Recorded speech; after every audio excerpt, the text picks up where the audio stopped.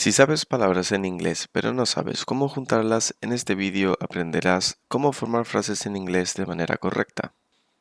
Hello, my name is Alberto. This is English with Alberto.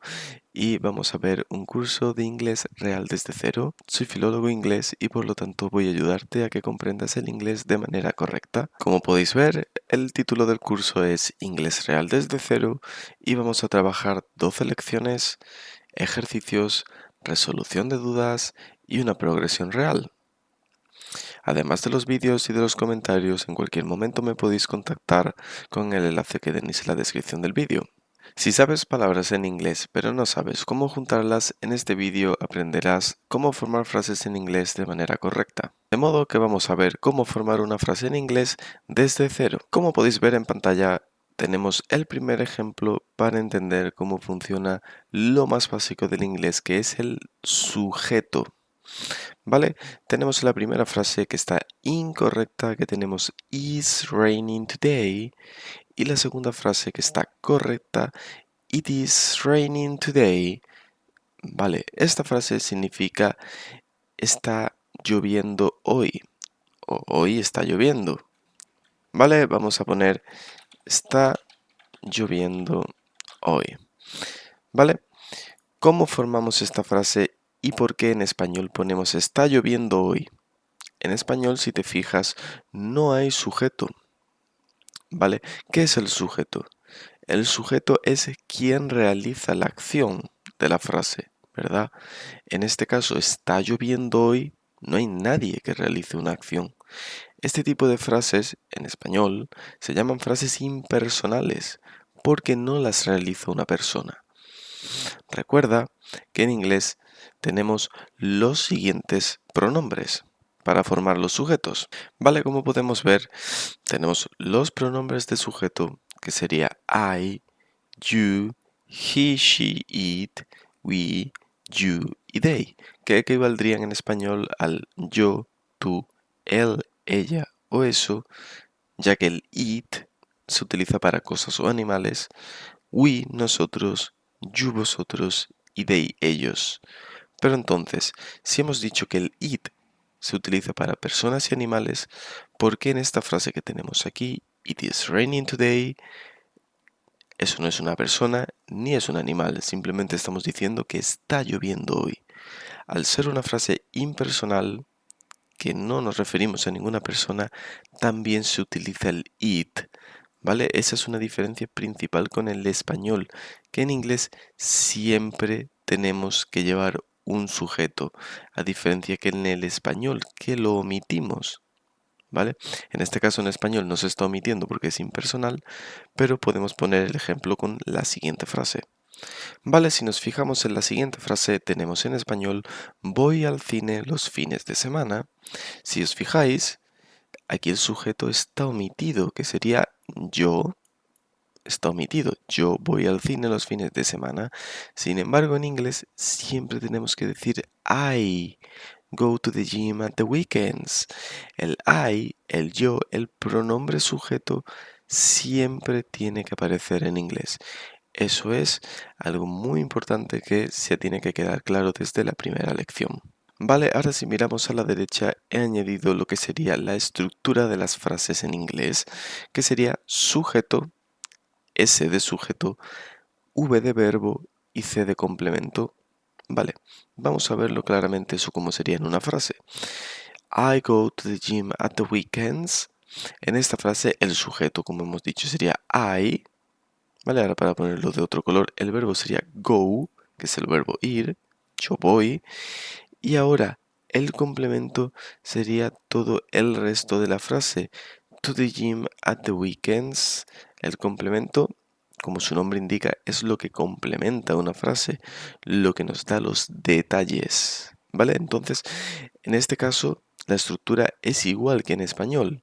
Entonces, en este caso, como vemos, la estructura es muy similar al español en cuanto a cómo formar una frase. Seguimos también sujeto, verbo, complemento.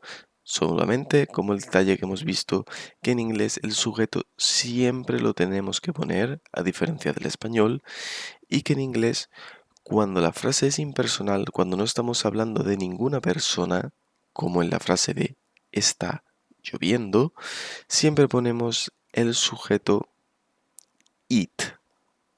¿Ok? Ok, ahora vamos a ir con el siguiente punto que sería el tema de los verbos, ¿vale? Para el tema de los verbos tenemos que entender que al igual que el español, los verbos hay que conjugarlos.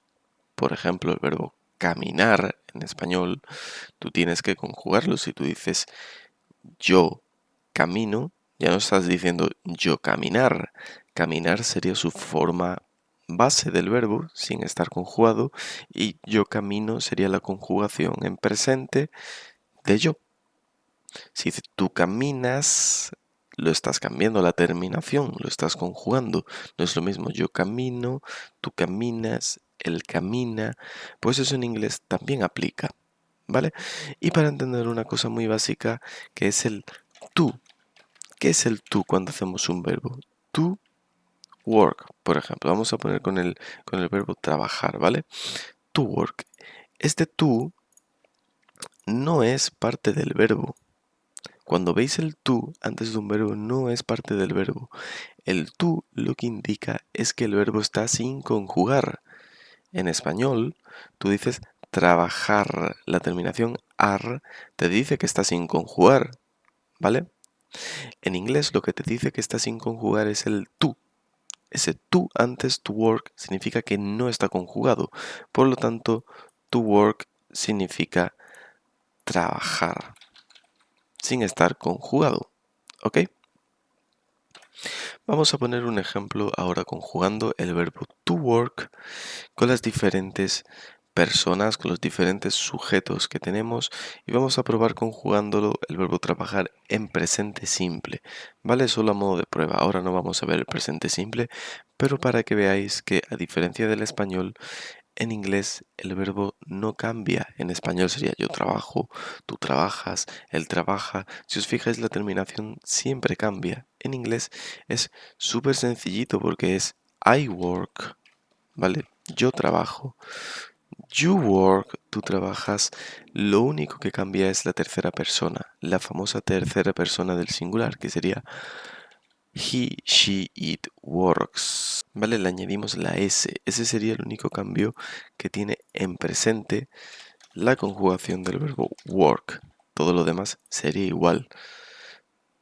Como podéis ver, la gramática en inglés es bastante más sencillita y bastante más simple que lo que es en español. Pero tenemos que entender estos conceptos para poder formar correctamente las frases. Por lo tanto, cuando os hablen del famoso verbo to be, no digáis que el verbo es el verbo to be. No, como hemos visto, el to lo que indica es que el verbo está en infinitivo, ser o estar, pero el verbo es el verbo be, que es el verbo ser o estar, ¿vale? Lo que indica que está sin conjugar es el to, ¿ok? Pero el to lo puedes encontrar en cualquier verbo. Como podemos ver aquí, to work, que indica que es trabajar. No es que el to sea parte del work, no es que el to sea parte del be. Lo que indica es que está sin conjugar. Vale, ahora tenemos aquí el primer ejercicio en el que tenéis que formar estas tres frases que tenemos aquí con esos verbos que tenemos entre paréntesis. ¿Vale? Os lo he puesto a modo de un poco de ayuda ahora que estamos comenzando los verbos de las frases, ¿vale? Y os lo he puesto, recordar, en infinitivo. To work, trabajar. Lo tenéis que conjugar como aparece en la frase, con el pronombre adecuado. Venga, os dejo 30 segunditos para que me traduzcáis estas tres frases. Y enseguida lo vemos.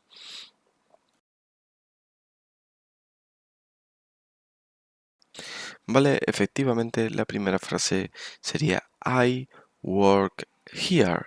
Seguimos la estructura de sujeto, verbo, complemento.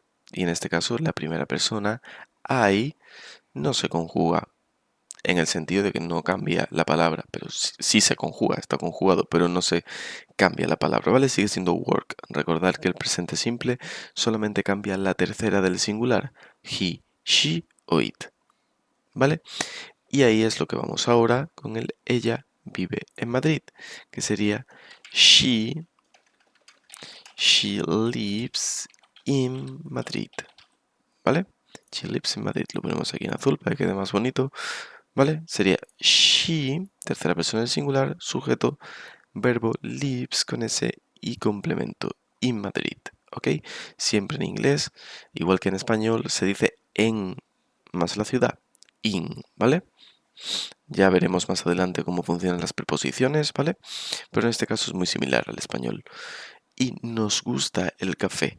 Esta frase, la dificultad que tenía era que ponemos nos, no ponemos a nosotros nos gusta el café, ¿vale? En inglés siempre tenemos que poner nosotros, ¿no? Siempre tenemos que poner el sujeto, nunca lo podemos omitir, como en el español, ¿vale? Entonces, nos gusta el café es a nosotros, we like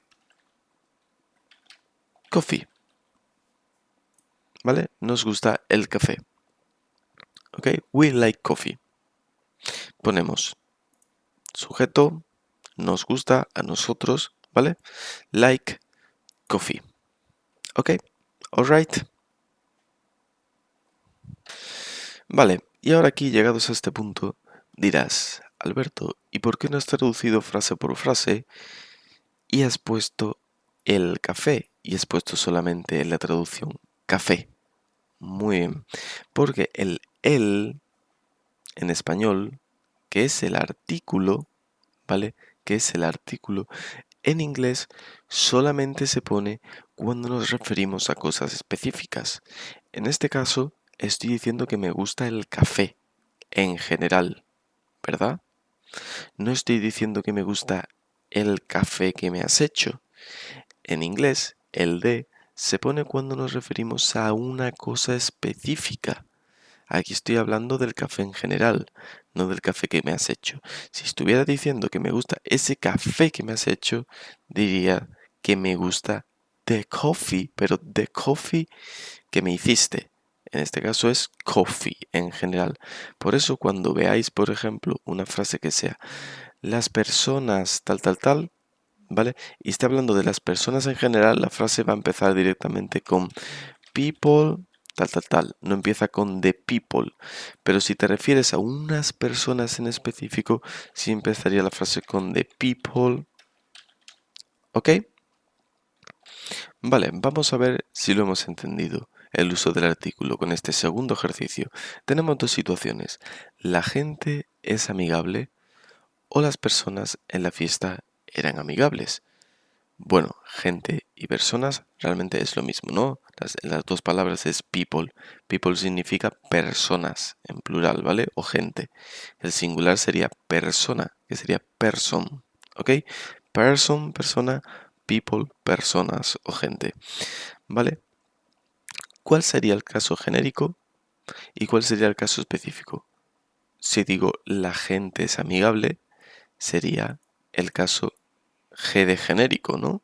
Y si digo las personas en la fiesta eran amigables, sería el caso C de concreto, ¿verdad?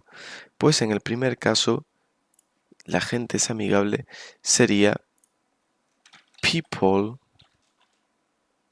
¿vale? Las personas are friendly, ¿vale?